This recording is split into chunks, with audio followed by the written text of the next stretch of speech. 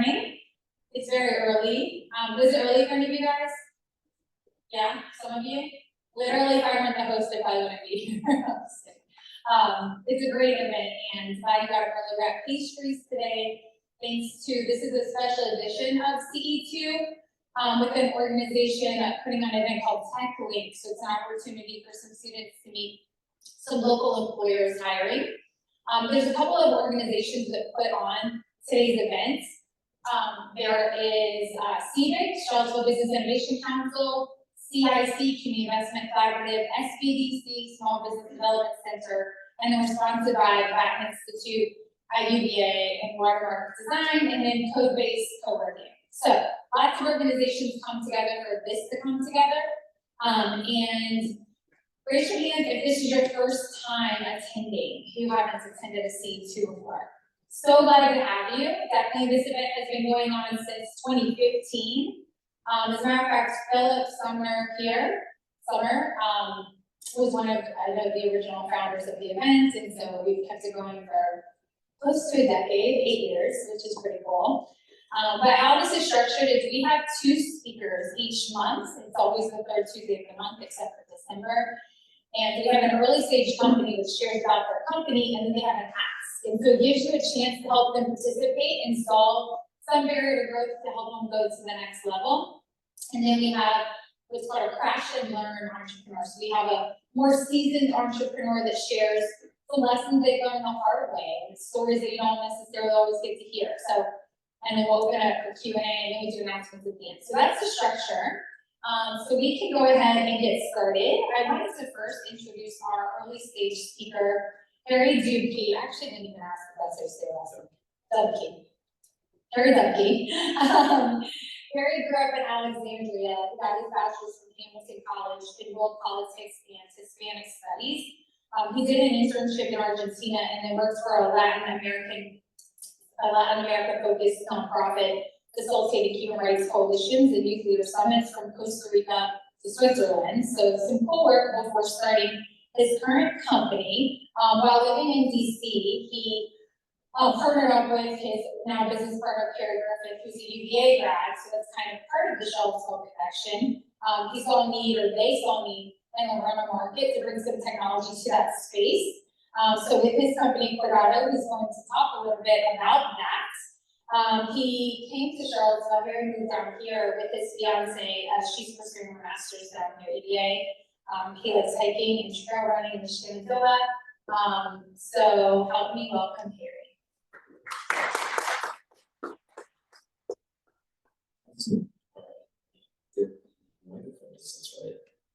Well, everybody, thank you so much for showing up early on a Tuesday morning. And thank you, Hope, and the rest of the team for setting this up. I'm, of course, Harry Dubke, the co-founder and COO at Cortado, where we build fully autonomous systems for rental management. Before I get into what that actually means, however, I'd like to start with the question, what am I missing?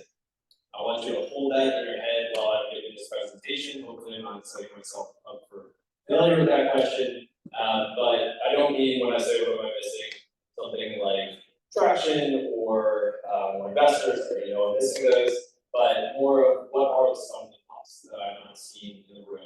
Judging from my presentation, what am I missing that save this company? I want you all to think about that from your own standpoint throughout this presentation, and we'll come back to it at the end.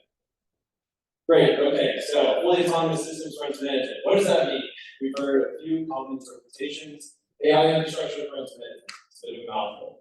The first AI property management, bit better, my personal favorite. The landlord, that doesn't sound good. But whichever way you put it, the mission that drives my team, that drives me every day is the same. To make world-class or 5-star rental management ubiquitous, and to improve housing accessibility and affordability for all. It's a pretty lofty goal, but the problem we are solving to get there is quite straightforward. See, in 2023, booking a place to stay, online, whether it be Airbnb, VRBO, whatever, booking a place to stay is incredibly easy. A few clicks, a credit card every day. But managing a place to stay is still an incredibly painful and backwards process.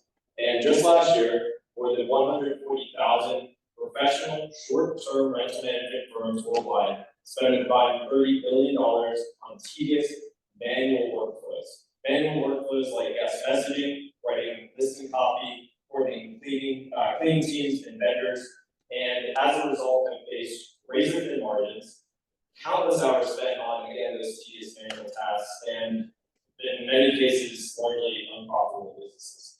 And you don't just have to take my word for it. The public markets have already figured this out, that you can have all of the customer demand proven out in the world. Companies like Cortado, the largest short-term rental management firm in the US, and Sonder, a really great apartment hotel company that I was rooting for as a founder.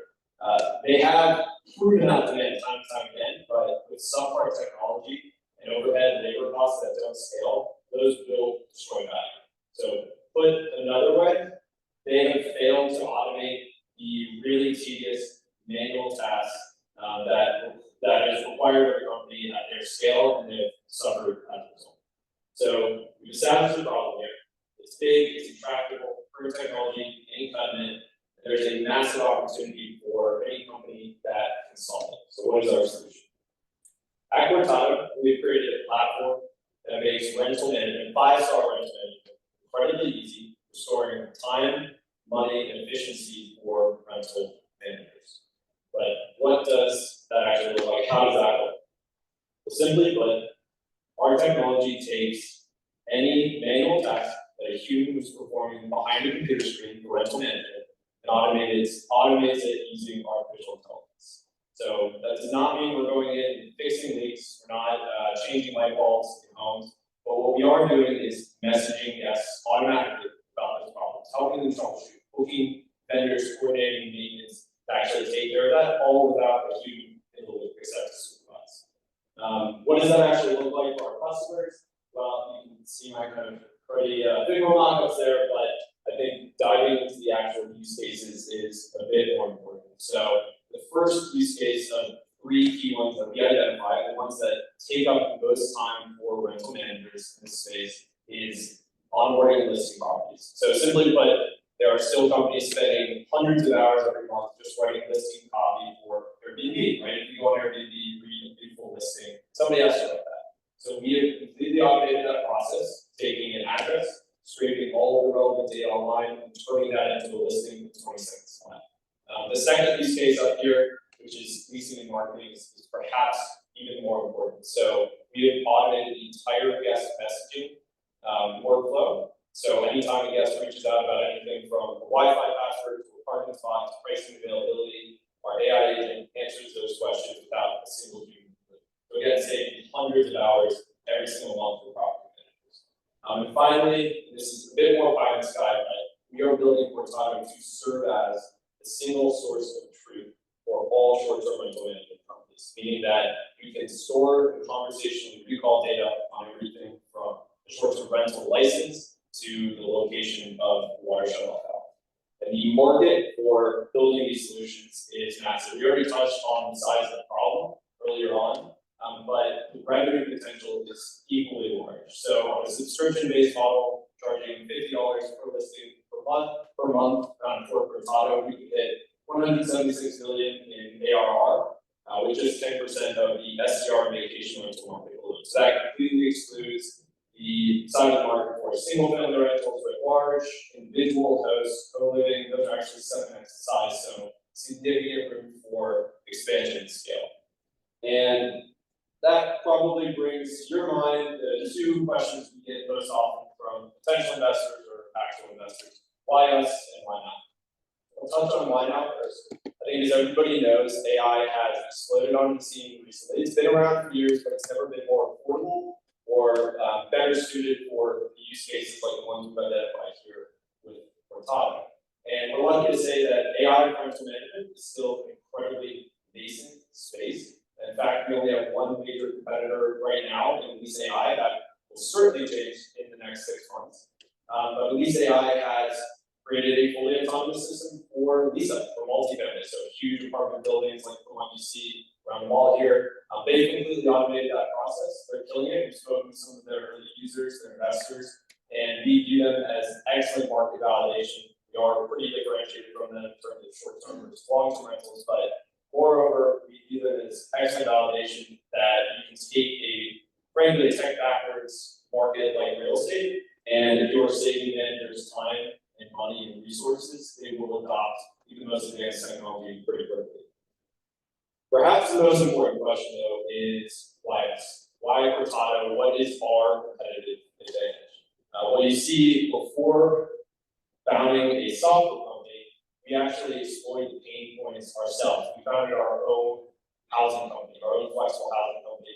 We spent 16 months growing that to over $500,000 in gross revenue. We were operating 9 properties at our peak. Also learned what it takes to run these companies so that we could come to this problem from the pain points of an operator and not just kind of the top-down approach of the software developers. Much software is developed. So we understand the pain points, we understand how to solve them using this technology. Perhaps more importantly, our experience to say this as operators has allowed us to establish working relationships with more than 20 management companies, mostly in North America, but also Latin America and most of Europe, and identified 3 key firms representing more than 300 units as potential first adopters. And when I say identify, I don't mean just Google search them. I know the CEOs, the decision makers at each one of these firms, they're incredibly eager to start adopting this technology, and we are incredibly eager to bring it to them. Obviously, this wouldn't be possible without my wonderful team. My co-founder here, Perry Griffith, he graduated, like I mentioned, from UVA McIntyre. I've known him since I was 15 years old, growing up in Alexandria, and he actually brings the bulk of our real estate experience. He worked at Ford Real Assets in New York for 2 years before Cortado. And then, of course, we have these wonderful engineers, Ben Carpet, machine learning at Capital One, and if you know, they are full stack engineer coming out of General Assembly.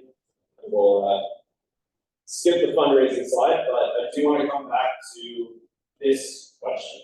So drawing on your experience as founders, as people who work with startups, as maybe investors, what am I missing?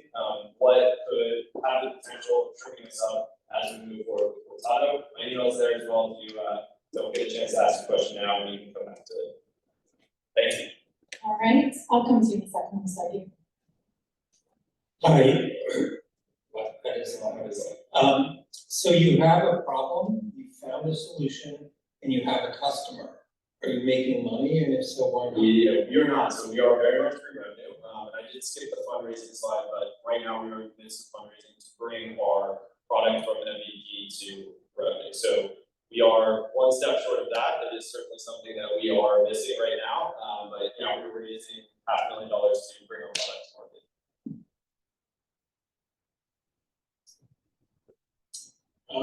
So security and privacy are the ones that I need to see. Yeah, it is a great question. So on the privacy front, the kind of privacy considerations with Airbnb, I think are already huge. In terms of actually storing the customer data, we've looked at a few different modes of doing that. Right now, what we're doing is essentially piggybacking on existing property management software, so that the messages are stored internally there, so that there's just reads and writes going to and from our models to those systems. The privacy of that, in terms of larger foundational models, that's something I don't currently have control over. It's something I want to, so I would definitely consider that something we're missing. And if you want to talk afterwards about how to improve that, I'd love to. Hello, there we go. I have a perspective from like the consumer experience side. Right. It's hard to talk because I'm at the back of the speaker, so there's just enough delay for it to bug me. Okay, I'm going to try not to listen to my own voice delay.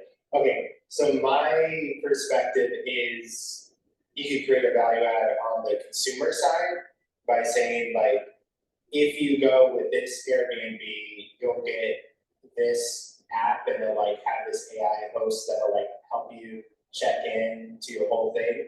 And that way it's like you have a one-on-one host as you check in, because of course with a lot of Airbnbs, you just like show up to someone's back garden, open the gate, and you're like, okay, I guess I'm here for the next few days. So if that could be something that like even at some point it's like a tag on Airbnb, and then it's like a competitive advantage of oh, I wanna go with this guy because I already have this app on my phone. So when I travel into this city, I wanna go to this one in particular. That could add value on the consumer side, make the listing a little bit more competitive, and then at some point you get acquired by Airbnb.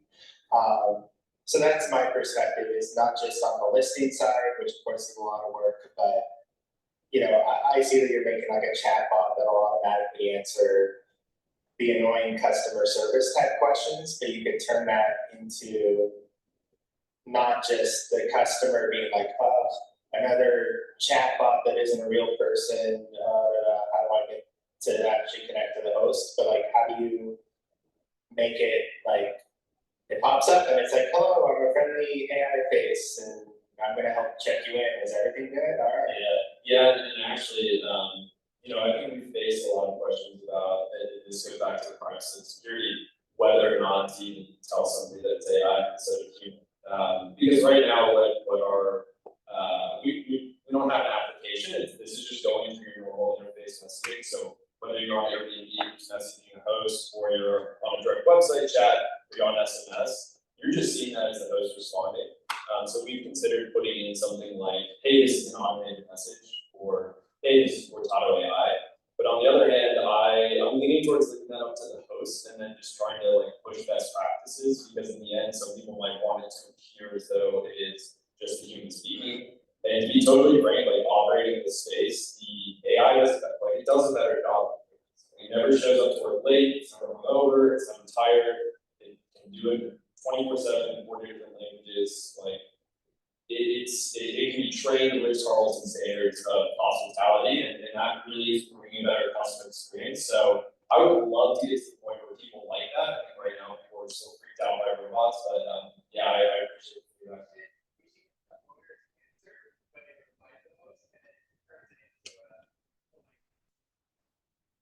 Yeah.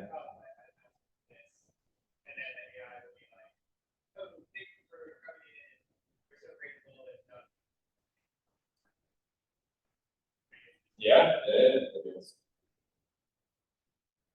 Harry, question first, so I'm not clear who your customer is. Is it, Okay. so I'm a 35-year landlord, so I'm not a short-term landlord, but is it me owning the house, or is it Trevor at State Charlottesville that's representing a couple hundred Airbnb tenants? That is a great question. Trevor is an awesome dude. I'm actually started talking with him. He, I think, total is something that for 8,000. So great Charlottesville connection. Or I might even Travis, let's say, Travis, yes. But yeah, so the goal here is to sell this to management companies. In some cases, you might own and manage the same building. In other cases, you might own it and then feed that off to an Airbnb management company. Right now, you probably know your average Airbnb management fees covers, depending on where you're at, around 20 to 25%. Your average property management fee for long-term rental is around 7 to 12%, sometimes even lower. Why is that such a big difference? Because Airbnbs, despite pulling in more revenue, are incredibly labor intensive. In market corrections due, whoever can bring that lower cost of management first to landlords will be a major winner there, because they will eat up the demand for that. We can help you bring that lower cost of management, whether you're a landlord and looking for a lower cost management solution, somebody who's adopted our software, or you're the manager yourself trying to provide that. So yeah, sorry for not clarifying that earlier, but here's a look at some of the folks that we've spoken with at different management companies, and then obviously individual Airbnb hosts who might not be ready, but could manage up to. Okay, well, my question then, or what you may or may not be missing, is all those people are doing in some form what you're gonna replace with a different methodology. Yes. So the question is, how hard is it to transition? Number one, starting anew is a lot easier sometimes than transitioning from an archaic paper-based system that people know how to do it, a bunch of people that aren't as computer literate as you are. And I was just wondering, have you really got that transition worked out? Yeah, that is a great question. It's something that I think we were missing early on, but the reason that I've slapped these guys on the left here, they're all VC backed. They're all VC backed. They're all legit Utah as their number one metric, and they're all expanding. So what we're looking at, instead of somebody who says, this is actually a true story, hey, my name is Russell, I manage Griffith, my co-founder's apartment building with, 200 units in Washington DC, and I'm not looking to expand, and I'm doing this fine, I don't want technology, right? If you are, or a traveler, if you're a medical home, you are expanding, and what you're looking to do as you expand is not hire a single person. So instead of replacing somebody, you can replace a potential hire. So that's kind of the workaround there. I think when you get to larger companies way over here, like, I'm putting the pie in the sky again, like very off the cost. That would require replacing people with current jobs. That's going to be much harder to live. But right now, looking at these early stage companies that are expanding actively, they don't want to hire new people, they're looking at their margins very closely. I think that's probably better form of entry from what would be. But excellent question. Do you have any rentals that need help? We talk about it. Last one, maybe.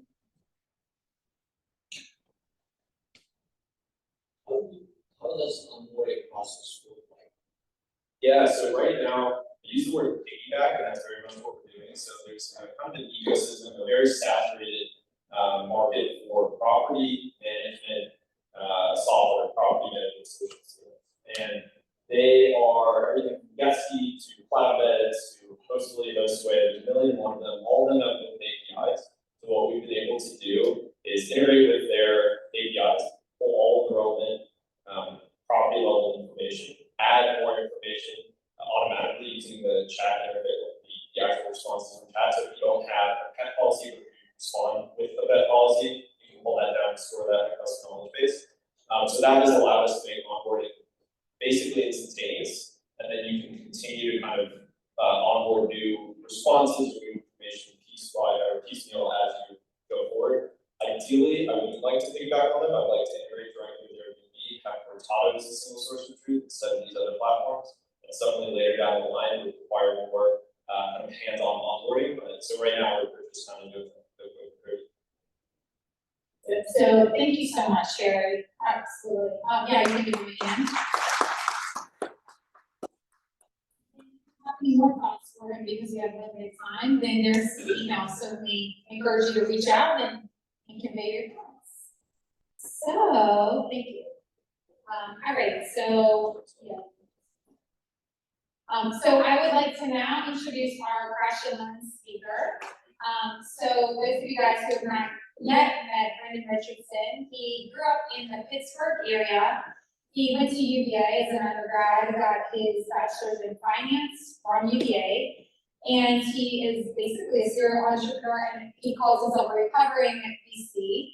He is a co-founder of both Astraea and Everactive, both here in Charlottesville. There were two technology startups. Prior to this, he was a partner at Vision Capital based in Silicon Valley.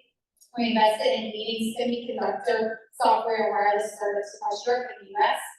He has taught courses in entrepreneurial finance and VC investing at UVA for more than 12 years.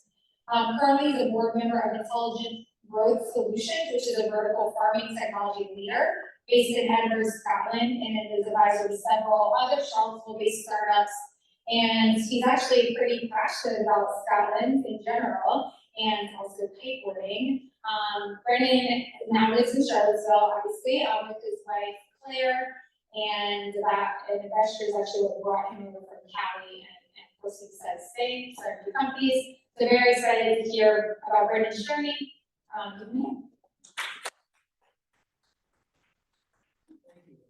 And thanks to Ce2 for hosting this. It's always a pleasure to come spend time with folks in Charlottesville, particularly folks that are working on entrepreneurial things. When Hope asked me to come talk about Crash and Learn, I am a serial entrepreneur. I've got two companies that I started here, co-founded in Charlottesville, and I can struggle to figure out which of those I should focus on, what the lesson learned from either of those, which are many, many, many. And I realized that something that I had heard a long time ago applied, which is that advice generally tends to be limited experience plus a lot of overgeneralization. And that's particularly true of startups, where my experience with Astraea or my experience in Interactive probably translates in some way to what entrepreneurs in this room are doing, but it's so specific to Astraea that that it's not gonna be useful to more than 1 or 2 or 3 million people in the room. So what I did instead is to look back over my lived experience as an entrepreneur and venture capitalist, and even before that, and figure out what are some of the frameworks that I use to think about how to deal with all the issues that come up as a startup, and as a founder. And to give you a sense of my lived experience, as Hope mentioned, I was a comm school grad in '88. I call myself an accidental entrepreneur. I never intended to become an entrepreneur. I kind of stumbled into it. I'll talk a little bit about that. The 2 companies here, Astraea and Interactive, are probably the best known if you know of any of my background. I also co-founded a small family medical practice with my wife here in town. And for those UVA students or current or former UVA students familiar with Forge, formerly Ce2, I was the founding board member of Forge many, many years ago. So I'm also a board advisor, a board member, and board advisor of startups.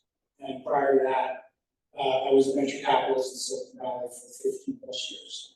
So I've seen startups from pretty much every angle there is to see them. I've invested in a couple dozen.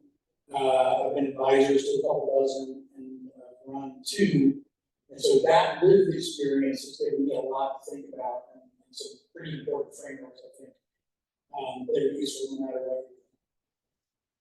In addition to that, that's a really nice little narrative about my background. In addition to that, there's a lot of other things that I did. I left UVA and I became a strategy consultant right out of college, which sounds really great, but it was terrible. It was the worst job of my life. I lasted 9 months before I couldn't take it, quit, and became a life coach. That's more of a lateral career move than an upward career move. Did that for a long summer and then moved to San Francisco where I worked at Patagonia, Wells Fargo. That naturally led to whitewater rafting. Because that didn't pay very well, I was also a burrito waiter and front desk person at a health club to make rent.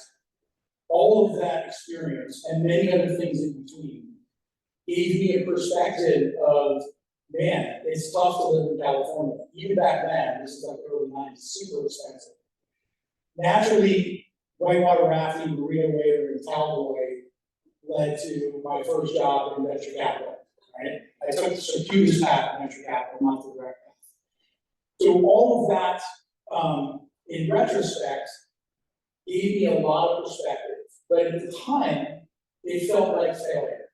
It felt like failure. That was 6 years of wandering in the wilderness, trying to figure out what am I supposed to do with my life. Okay? My parents were obviously concerned. Friends were concerned. I was having a great time in San Francisco. But from a career perspective, I felt like I was kind of treading water or drowning. And that's the first learning, I think, not at the time, but looking back on it, that's the first learning that I think I took away from all that, which is it's not over until it's over. Okay? And another way to put that is failure is not actually failure. Failure is basically a disproven hypothesis. If you're doing something and moving forward and learning, it's not failure. Another thing that I learned was that when things are darkest, that's when stuff is happening around you that you need to pay attention to. When I was a cowboy at the gym, handing out keys at 5 a.m. to all of the very successful members, that's when I met the venture capitalist that ended up hiring me to bring in ventures. Like that moment where I was sort of like thinking, you know, what am I doing? Like, what am I doing here? I'm 5 a.m. handing out keys, but I'm making relationships, and I'm smiling, and I'm being, you know, like generally happy as I can be in the moment, and that led to an opportunity that I would have never found through the front door.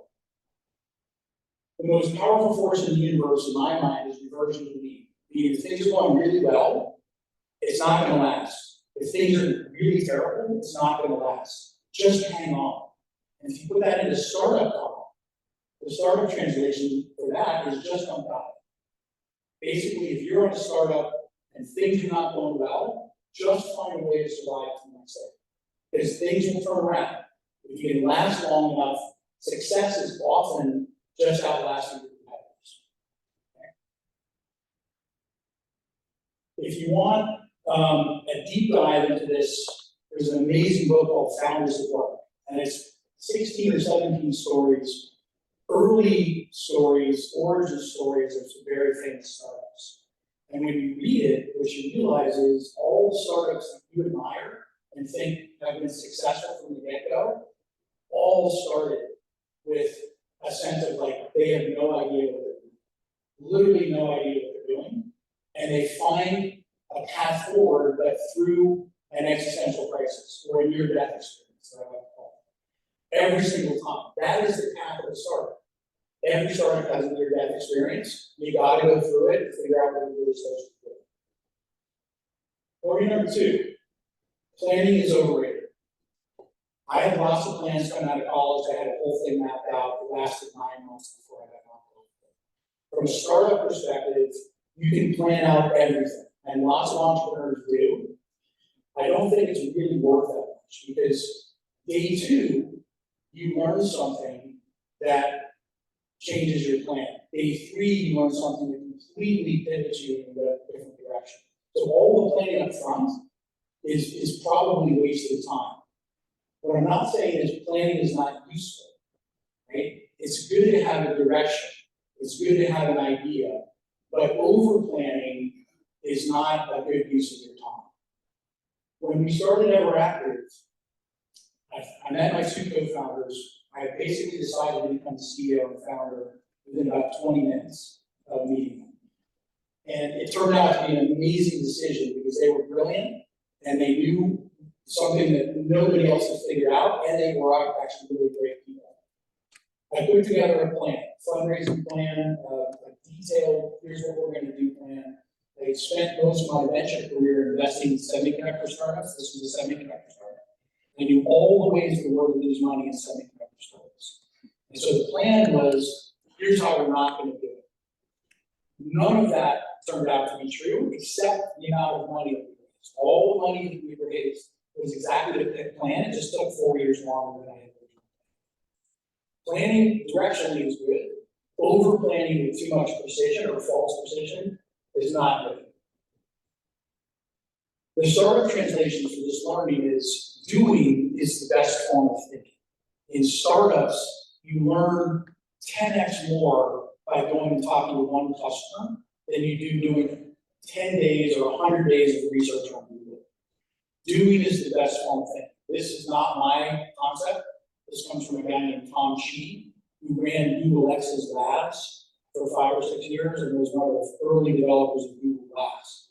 So that's some amazing videos online. I highly encourage you to check them out. Learning number 3, as a founder, your instincts are correct.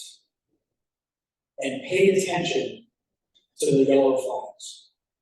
Basically, as founders, particularly first-time founders, there's a lot of self-doubt, or at least there was for me. Do I know what I'm doing? Like, I'm looking around at potential competitors and thinking they've raised more money, they're farther along, they have more experience. That's not a good use of your time. That is not a good use of your time, because even though you can sort of peripherally see what other startups are doing in your space, you don't know what's going on behind those walls. And oftentimes what's going behind those walls is the same chaos that you feel inside your 4 walls. Measuring yourself based on how much money you've raised or the perception of how far people are in the market is basically generally false and not useful, because all it does is discourage you. The important thing is, if you have instincts about the direction you should go, about the people you should hire, they're right. You should follow them. People are going to give you all kinds of advice. Remember the first slide. And that advice is generally not particularly useful unless it really syncs with your instinct. When we started Astraea, I had recruited the CEOs to Everactive to take over from me, a real CEO from inside.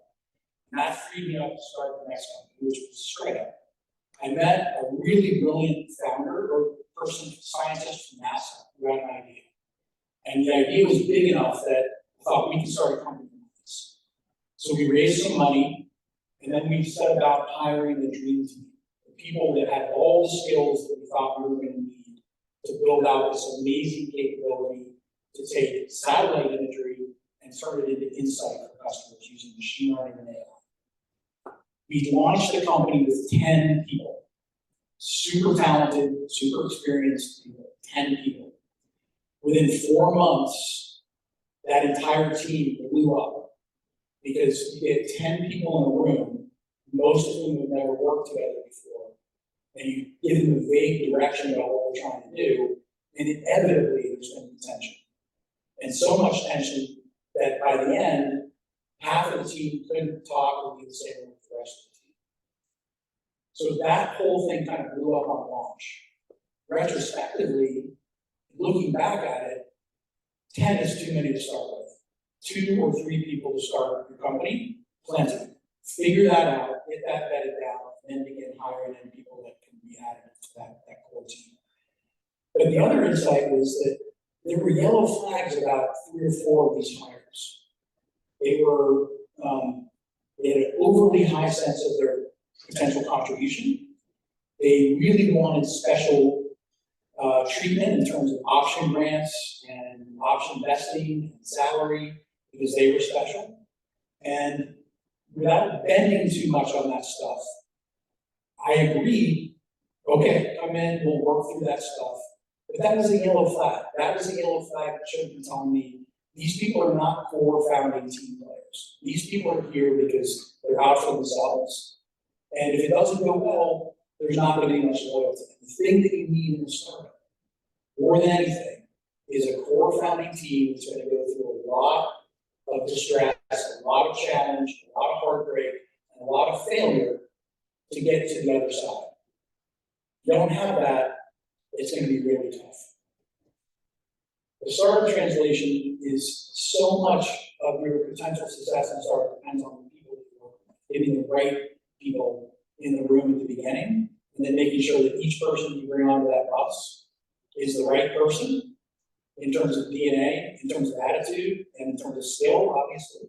But if they're not, you bring them onto the bus and you realize that they're not the right person, ask them to leave the bus. Don't try and make it okay by, like bending the organization around those people. There's I read a quote yesterday as I was doing a little bit of research for this. I won't remember the entrepreneur's name, but she says, it's better to have a hole in your organization than an a-hole in your organization. 100% true. The other corollary to this is that investors never, and there's an almost in this, never know as much as you do or more than you do about what you do. Okay? I know it's tough to raise money. I know that money is generally the thing that fuels most startups or most high growth startups in technology. And it seems like investors have all the power and that investors are this kind of special class of brilliance. Trust me, they are not. I was one of them. They are not that brilliant. There are a few people who have really deep expertise in building companies and deep expertise in particular sectors, but I'd say it's less than 1%. Most investors, most VCs, great people, smart people, but they are kind of faking it just like we are. Right? So assuming that they know more about your business or tell you more about how to run your business, and that writing a check to invest in your business is going to give you a platform to do that, just be careful. And I know it's important to raise money, and that always seems like the hardest thing to do, but don't assume that your investors know more than you do. Trust your instincts. Learning number 4. Failure is the key to a happy and fulfilled life. As I said earlier, failure is not failure. It's a disproven hypothesis. And from a personal perspective, failure is the fast track to discovery, figuring out who you really are beneath the kind of like facade and the mask and happy, hey, how's it going? It's great. We're growing, we're scaling, we're doing all the things. Like inside of most startups, it feels like chaos and it feels oftentimes like things are failing. But you're figuring out the path to success. And no startup is any different. So if you're feeling that, recognize that that's normal and that you're on the path, just don't die. And if you can just figure out what you're supposed to do, the fastest way to do that is through a little bit of failure. You'll be okay. You'll be okay. The startup translation for this is beware of false positives. Meaning, if you come up with a plan and the first customer you meet says yes, take that with a bit of a grain of salt. Because you over-optimize to that first yes and build something that only works for one customer. You need to generalize enough so that customer 2, customer 3, customer 4 says yes as well. Because you're solving a problem that expands beyond just one organization. At Astraea, our first customer was the Nature Conservancy. March of 2020, right before the pandemic, the Nature Conservancy consumes a lot of satellite imagery. They know a lot about analyzing satellite imagery. We came with this new tool that enabled them to do that a lot more efficiently. We were thrilled. We thought, okay, this is like the first thing. Pandemic hits, of course, things slow down.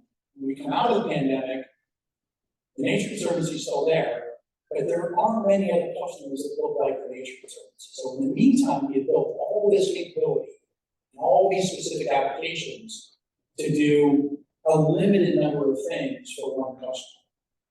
And we ended up having to spend another 6 months pursuing other customers outside of their special needs and additional applications, which was engineering time, because we had sort of over-optimized what we were doing for that first customer. It's great, they're an amazing customer, it's a great logo to have on our website, but you can't build a business on serving just the Nature Conservancy organizations, at least in our business. 5 and last, success does not equal happiness. Success in the sense of material success, winning, selling your company, that doesn't equal true happiness. It's great, don't get me wrong, it's awesome. Success feels good, feels better than failure, but it doesn't equate to happiness. And I can prove that to you, and you can probably prove it to yourselves. We all know very successful people from a material standpoint, lots of wealth, big homes, maybe even their own planes. I know a bunch of entrepreneurs that have cashed out and have B's behind their names and net worth. Some are happy, some are miserable. If success meant happiness, then billionaires would be the happiest people on the planet, and I don't think that's the case. The privilege of a lifetime is being exactly who you are. Success is a piece of that journey, perhaps, but self-discovery in my 35-year plus career is what brings me joy. Figuring out who I am and what I'm really supposed to be doing, in my view, which is helping people, is what brings me happiness, which brings me joy. It has nothing to do with the car I drive, the house I live in, how much my bank account is, so on and so forth. And that process of self-discovery is fast-tracked by failure. It's the things that didn't work out for me that gave me the sense of like, what I'm really supposed to be about and who I really am comes from that picking yourself up, not the happy affirmations that come from business success or other things. I always taught, when I was teaching at McIntyre, I would always tell my students, like, joy does not come from your career, from your bank account, from anything material. Joy comes from the people that you have around you, and wealth, real wealth, depends on how much love you have. Are you connected with your kids? Are you connected with your family? Do you have a lot of friends? You have a community of people that care about you, whether you're successful or whether you're failing. That's what really matters.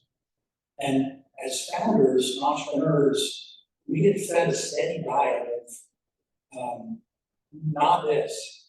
We get a steady diet. We get fed a steady diet of like, you know, are we living up to the pinnacle of what we perceive to be entrepreneurial success? Mark Zuckerberg, Jeff Bezos, Elon Musk with an asterisk companies. Like, none of that matters.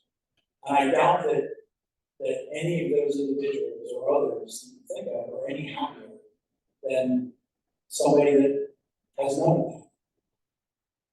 That's maybe the key learning in 35 years of working and building startups.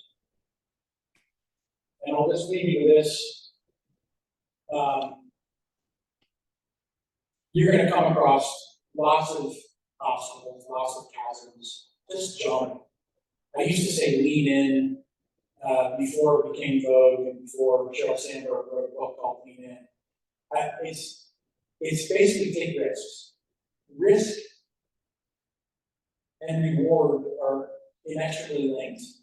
And the risks that seem really big in front of you, particularly as an entrepreneur, are not as risky as you think. As long as those decisions are not potentially fatal, and so few are in startups, they're worth taking, calculated taking that risk. Because that leads to maybe failure, maybe stumbling, but ultimately that's the fastest path to succeed. Most of these thoughts are not my own original thoughts. I borrowed them, stolen them from lots of people. If you want any of this stuff, I would say Paul Graham's essays are amazing. It's an MBA, startup MBA, in about 100 essays. Read every one of them, and you'll be kind of on the cutting edge of all startup thinking. Tom Chi, another amazing VC and entrepreneur himself. Joseph Campbell, and another thing that I'm super inspired by these days is Saul Griffith and the coming renewable energy electrification revolution. And with that, I'll stop and then ask me anything. Thank you. Thanks, Brendan. All right, so we're gonna open it up to Q&A. Does anyone have questions?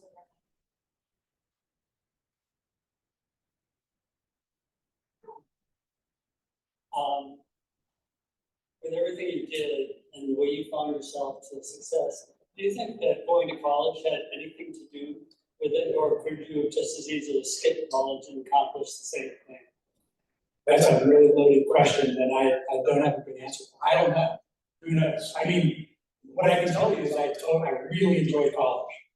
And I think, you know, I would also say I didn't get nearly as much out of it as my parents thought I did from an academic standpoint, but I think I got a lot out of it from a understanding how to interact in the world and make connections and figure out who I am. So was it worth 4 years? I think it was. I still have 3 dozen relationships, super close friends from college, and so to me, that's all the wealth I need from my academic experience. Now, it's different today because it's way more expensive to spend those 4 years doing that. So I can't make that call for somebody that's trying to make that decision now and justify 4 years of expense. I don't know. I know that's not a satisfying answer. It's honest.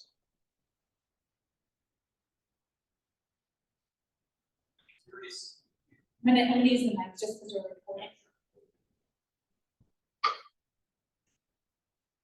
Back to your first slide about advice.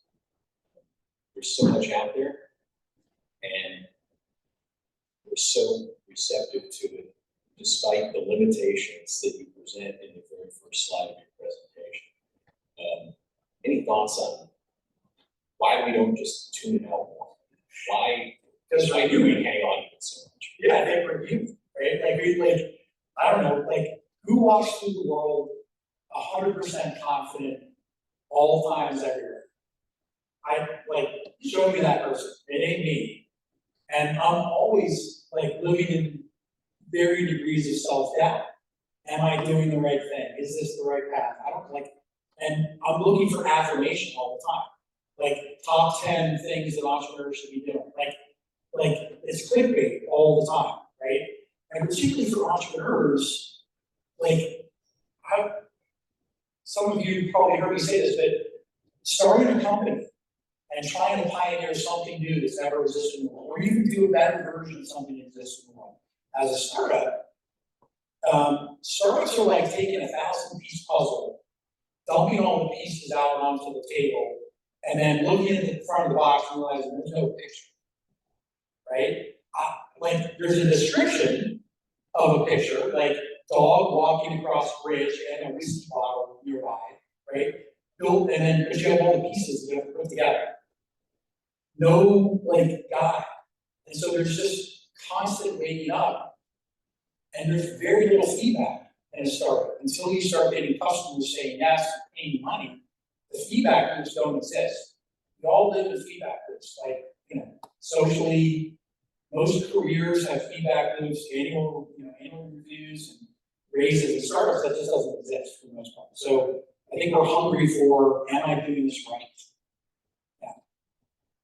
And most of, my view, most of that advice is too general to be useful. And based on somebody's very limited experience, it probably doesn't apply to others.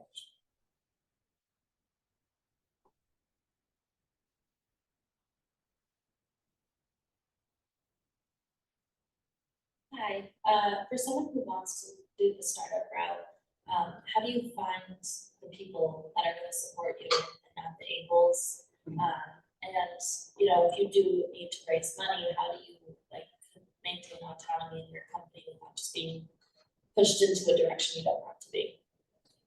How do you find the people first? So I think before you find the people, or maybe, well, the heuristic for finding the right co-founders, I would say, is not necessarily your friends, right? They may or may not be great co-founders. What you're looking for in a co-founder is somebody with bringing skills that you don't have, complementary skills to your own skills. So 1 + 1 equals something more than 2. But shares a vision for what problem you're trying to solve or what you're trying to build.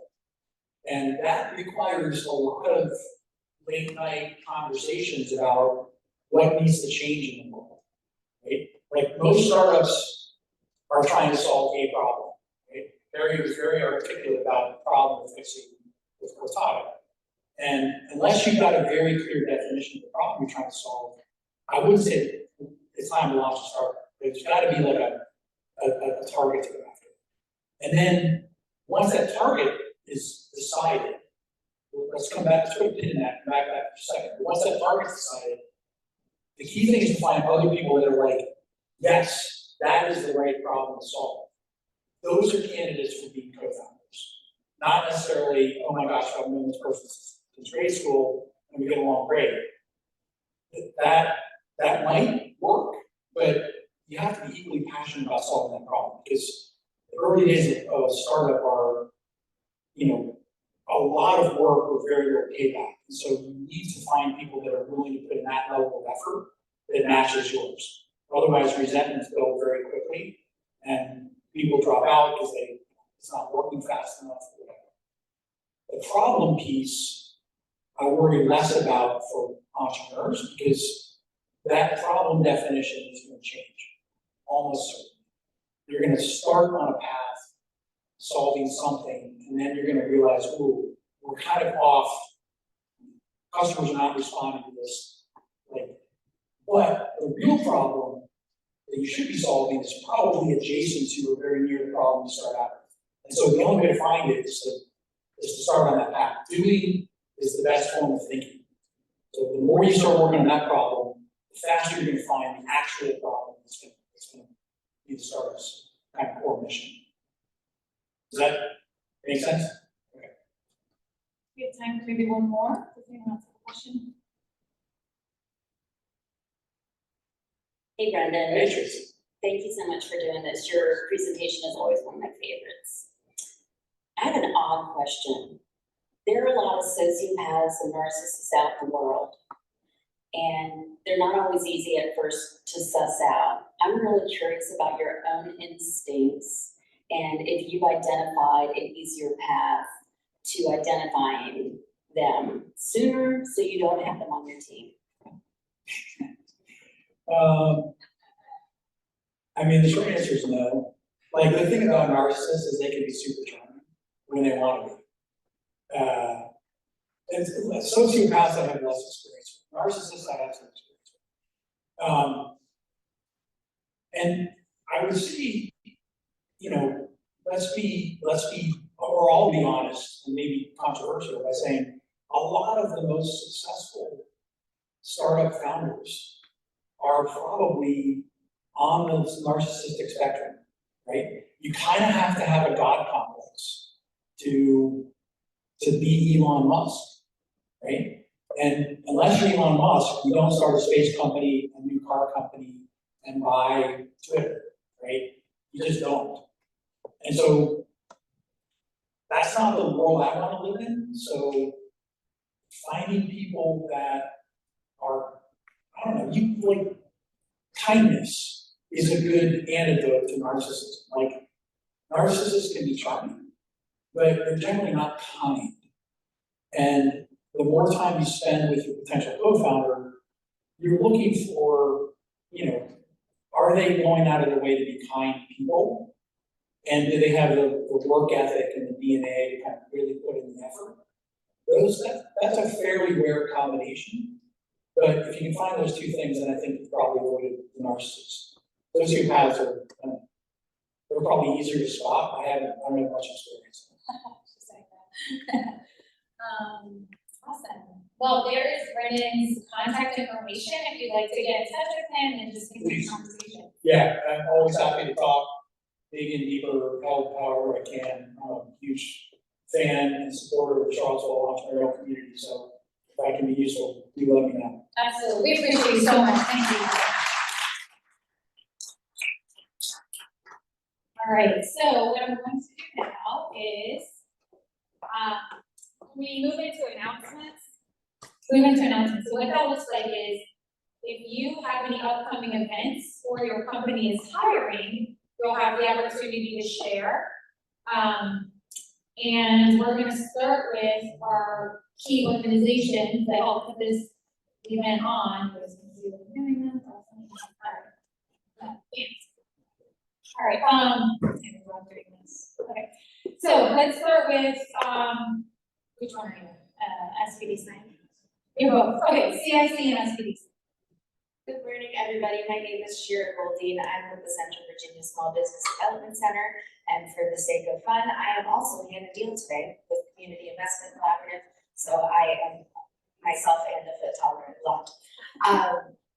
Briefly about both organizations, SBDC is a program through the Small Business Administration.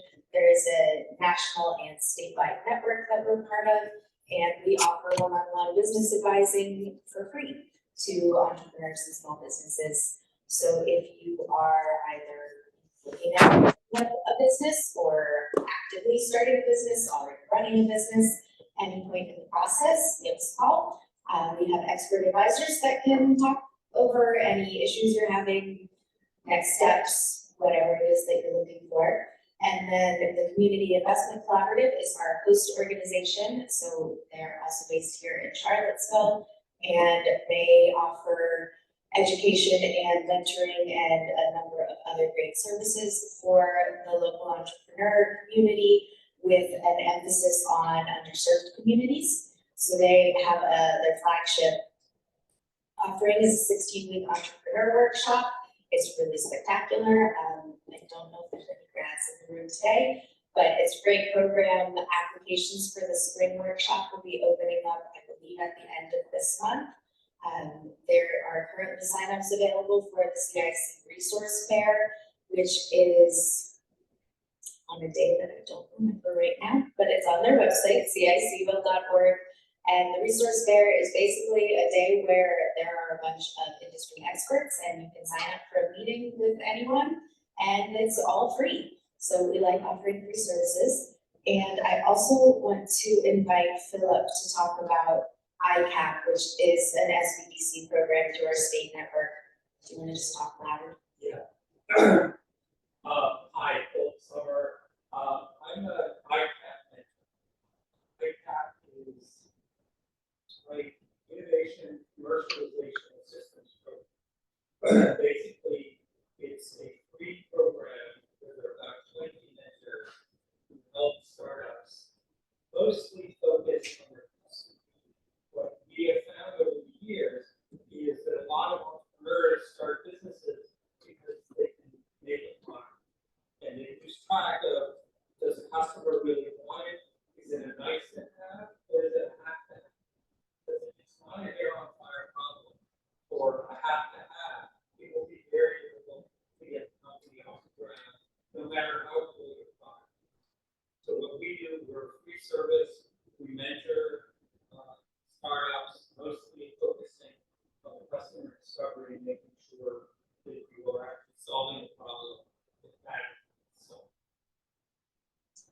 just want to echo what Brendan said.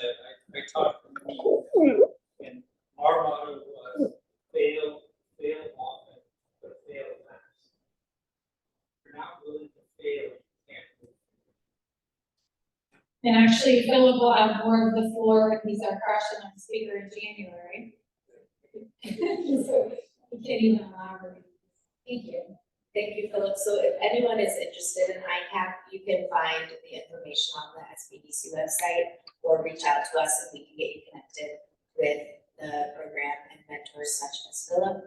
Really spectacular program, highly recommend. I think that's it for me, so Amanda. Hi, I'm Amanda. I'm with the Charlottesville Business Innovation Council. I'll try to keep it really brief so we can get to the networking and the announcements at the end here. And today we have a special guest with us, the Central Virginia Partnership for Economic Development and TechLink. And I'm going to introduce Kate Delaney here in a moment. But I wanted to point out that on some of our name tags, you might see a blue dot, which means that person is open to hiring, especially entry level. Or you might see a green dot, which means that person is looking for work, especially at entry level. So make sure to connect with them in the lobby when we finish up. We have this event every third Tuesday of the month, and we have another event in the evening, Tech on Tap, from 5 to 7 every second Tuesday of the month. So if you're looking for more opportunities to connect in our tech and innovation and entrepreneurial space, please come to that. You can find out information on all of our CVIC ongoing events at cvilinnovation.org. We have our tech tour coming up on Friday, November 17th. So if you're a company that would be interested in hosting a tour of middle school or high school aged kids in your organization, whether it's light manufacturing or business, tech, please reach out to us. We have my contact information up there. Or if you're a school that would like to participate in a tour, we're still accepting applications through October 20th. And put a couple of these flyers out. Any golfers in here in the house, raise a hand. Know any golfers? On Monday, November 6th, we're going to be celebrating Golf for Tech. This is in honor of David DeVito, who was an entrepreneurial mentor and had an entrepreneurship class at UVA. It's going to be on his home turf at the Club of Glenmore. It's a really beautiful course, and this is an opportunity to mix and mingle with more folks in tech, entrepreneurship, and innovation in our area. And with that, I'll pass it off to Katie. Thanks, Amanda. I'll also be brief. I'm Katie Delaney, Talent Director at Central Virginia Partnership for Economic Development. I'm really happy to be here today. The partnership promotes Central Virginia as a wonderful place for business. And one of the ways we do that is by supporting talent attraction and retention. And that's what I oversee as Talent Director. So entrepreneurs and business leaders, if you have job openings, we want to help promote those specifically to UVA students and grads. And we have a variety of ways that we do that. Students and job seekers, we want to help introduce you to employers here in the region. One of our initiatives, TechLink, is Go Virginia funded. It specifically focuses on early career opportunities in tech. And so that's why UVA students are, one of the reasons we invited them through TechLink if they're in tech sectors to be connected with you today. But beyond TechLink, we support talent attraction and retention writ large, so not just for early career opportunities. So we'll get back to the networking. One date to have on your calendar for TechLink is April 9th. We'll be back with CVIC for an evening of networking at the dairy market. It will be from 5 to 7 on April 9th, which is a ways away, but we'll be promoting that for sure in the spring. We would love to have job seekers, students, and business leaders who are promoting jobs back at that event. So thank you. Thank you. All right, so now we will open the floor to anyone out, any of you guys. If you have an event upcoming that you'd like the room to know about or your company's hiring, you could just stand up and project and share that information with the room. Events or hiring? Ben? A few months ago, I did marketing talk, turns out it's easier to go viral on social media than I thought, so that means I'm now keeping up with operations running my company, but find someone to help me offload all my work. I'm a solo founder, at some point the company will grow, and then maybe that person can be a CFO. Cool. Can you share your name and the company? My group is All right, David Levi? Yes. And they can find you on LinkedIn, we'll find you here? Okay, you can find him here, and then online. Okay, go ahead. Reggie Leonard here, I was gonna say that, this Thursday, we have shows on the website, we got coming up, so that's gonna be the summer. And then at the school, we decided to get a booth. Great, so we're very excited. And where can they sign up? So Zero Range Science, it's on meetup.com, so people got shows on the range science, data science.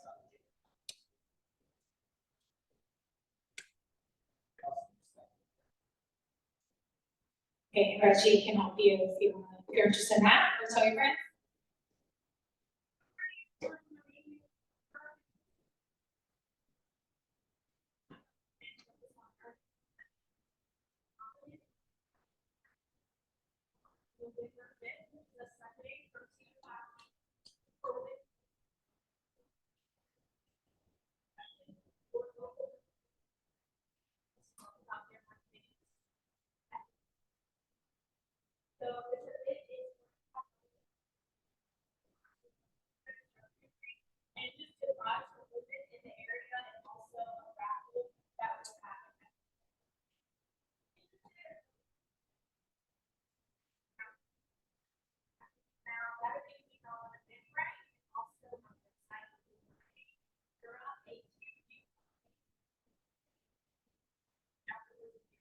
Awesome, very cool. Anybody else? Okay, that's a good transition into announcing next month.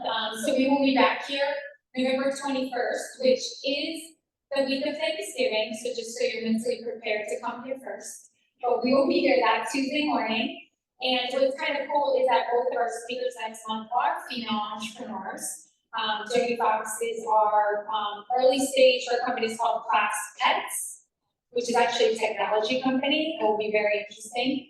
And then our craft learner is Sandy Archer, who was, her and her husband originally started Archer's Frozen Yogurt and has gone on to just continue to be a founder and whatnot. So, let's see, I think that is everything. So we'll see you here the third Tuesday of November. We will not be here in December though.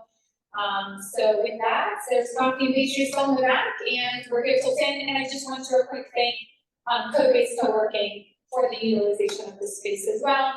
There might be the opportunity to tour the vicinity if you like. I can text Kendra, is she back there? Yep, Kendra's back there, her hand is raised, if you like to tour. Okay, all right, have a great rest of your day.